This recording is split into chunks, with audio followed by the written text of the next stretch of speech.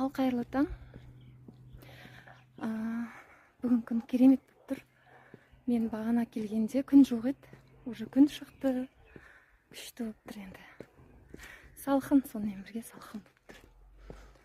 Сразу анау SPF жағып келем. Өйткені пигментацияларым бар менің. Онымен күресіп жатқаныма марттан бері 3 ай болды ма? 4 айға кетті ма? Күресіп жатырмын. Не істемедім? Пәленбай мұңғазат уход алып жағатым. Жансая Ганастан Таразда. Ешқандай да результат болған жоқ. Сонымен Инстаграмна рекламадан шыққан бір кісімен сөйлесіп, сол март айынан бері жақып келе жатырмын. Керемет кетіп қалмаса да, әжептәуір Аллаға шүкір результат бар. Так что сол